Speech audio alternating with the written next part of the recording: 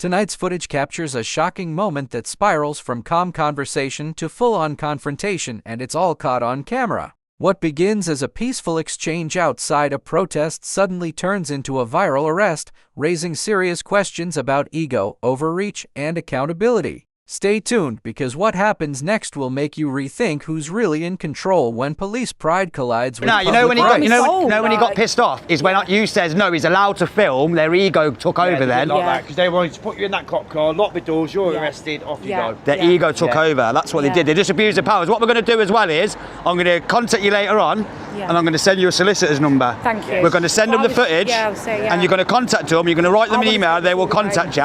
That will get the fact they did that in front with the baby there as well. I was being ragged about. I was trying to give her my pusher. The irony though, like I said to these, I met these yesterday at that other protest we were at, and then we found out through Facebook that very distant there, her partner's like my third or fourth cousin. Fucking so thank fuck I had someone to pass me baby. But imagine if they weren't there, what were they going to do with the baby? We were just saying that. I would have been having to give them you two. You're the only next to a trust. Do you know what I mean? Like I said to them, I would sooner be passing my kid off to the fucking Pope at this point rather than them fucking bastards. Like, live in. You didn't assault no one, did you? You just pushed the guy over when he come near you. I was protecting myself. It's called self-defence.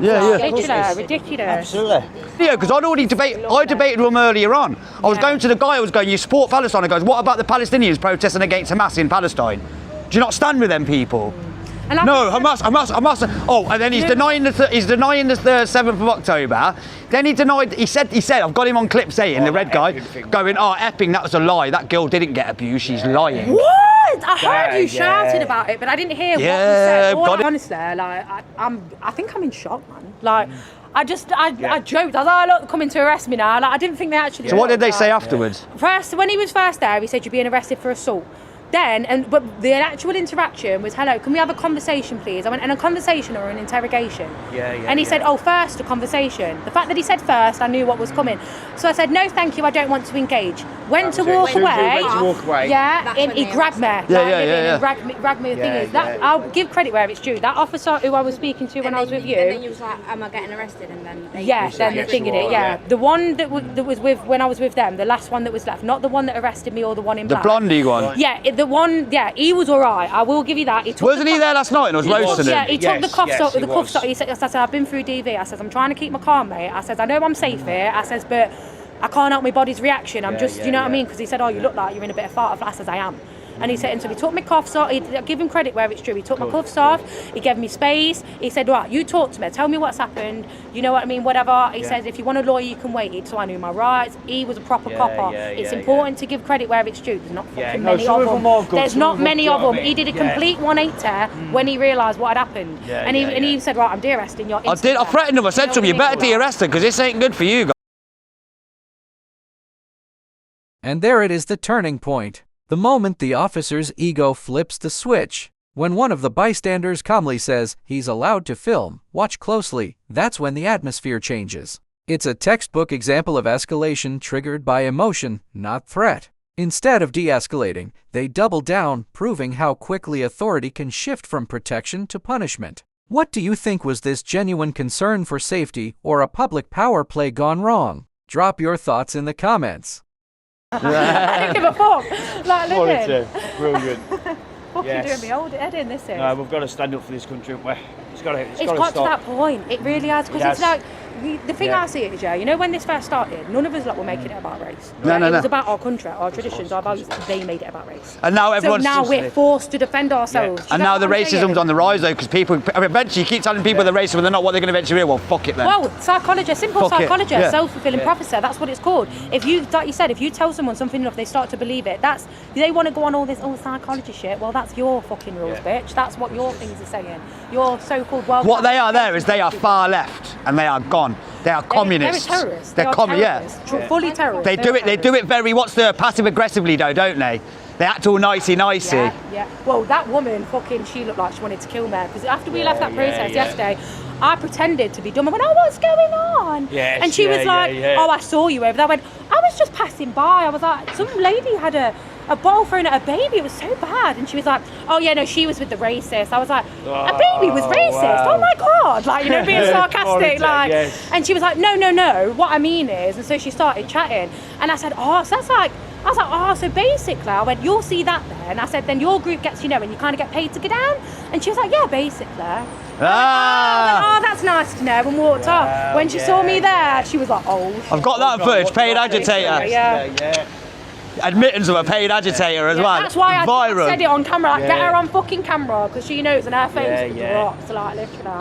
Good. Fuck that. That game. Oh, fucking fucking hell. too right, yes. I'm gobby, not an educator. Yeah. That's the same with me. I'm gobby, but I'm kind of like got a bit of brains on me. Do you know what I mean? I'm not stupid. Yeah. I joked, said, oh, I'm a bit Jeremy Kyle. They think they're the smartest. Jeremy Kyle. Sometimes people think they're the smartest in the room. That's the problem. You know what? And they ain't. The quote is, if the wisest man knows he's a fool, and the fool knows himself to be a wise man. Yeah, it's the greatest quote going. If you really are intelligent, you don't need to tell people Yeah. you're That's intelligent. right, that's You know? right. You're all thick, and I've had a university education. There's a difference. A barometer of intelligence is not based on whether you went to university and read some fucking books. You idiot. There's more life experience. That was a quick de-arrest. Yes, that was good. You know what I mean? Effective. We weren't there filming. It was, you know what? You know what I mean? Right, it's a two-tier system. I did name drop. My uncle's a police officer. I used to work at the police station. If I hadn't name drop, they wouldn't have arrested me straight away. Like living. I know it. Do you know? I check this as well. I've never technically been arrested. Yeah. Technically. But I was given an order for a hate crime a few years ago. Do you want to know why? I'm in my own parents' house talking to my own brother. I said, no, a man can't change sex or gender. You're either a man or a woman. That's fucking That's it. right. Got a hate crime on my record for that. Yeah. In my own parents' house to my own sibling. Working in a school. I was a TA. Do you know what I'm saying? Yeah, It's like, what? I'm a teaching assistant, darling. Like, you know, and that ended that career. Can never work with kids again now because of that. No one will take me. I've not been able to get a job since. Literally, not in teaching anyway. It's all right. Get a camera, lovely. You can come out and be the female one of me. Do you know what I mean? With that mouth you've got on you, you'll do well. Trust me. Oh, absolutely. You're fucking famous in a year. I'm this close to selling secrets. Fucking, literally, I'm at that point. I love the land. Fuck the country. Living. I fight for this ground that we walk on. Good. Yes, yeah, this is the blood. We've got it, haven't we? Yeah, our ancestors' blood runs through this soil. Yeah. That's what I might say. So I don't give a fuck about no government. My nan did that shit. history, you know, with the heritage. I've seen it so all. It you know goes what I back mean? deep. I know. It's so deeply rooted, and you know, because with the heritage, you know, when you start looking back, the amount of family names that are connected. Like, hold on, my mate from school was Boswell. We've got Boswells here. Yeah. My aunt or my great. Well, I found out in the 17th century, my relative was the Chancellor, you know, sitting next to the Prime Minister. And I've got loads of them knighted and that sirs with the. Wicked. When you go back, like. See, that comes in your favour though as well. So when you're doing all of this, they can't just write you off. And so it's like, no, I've got strong ties in this country. My family, it made decisions that impacted the wealth and growth of this country. Yeah. You've got to capitalise on that. Yeah. No, At the end of the day, the difficult conversation is, right, they all want to talk about it and everyone else that's coming to this country, but the white British natives have to be allowed to have a say. And we're allowed to be upset and pissed off. Yes. I'm not going against anyone of any colour, but we have been attacked for the last 15, 20 years as white people, where we're anti-British. I caught the guy going earlier going, are you ashamed to be British and white? He goes, yes, I'm ashamed of my skin. That's mental health. Like, honestly, who can say that? This footage is more than a viral clip, it's a lesson in modern policing, accountability, and public resilience. From wrongful arrests to fast de-arrests, moments like these reveal how fragile the line between authority and abuse can be. Yet even within the chaos, one officer showed restraint, empathy, and professionalism, proof that integrity still exists within the system. If you found this breakdown as eye-opening as we did, hit that like button, share your thoughts below, and subscribe for more real body cam analysis that exposes the truth behind the badge.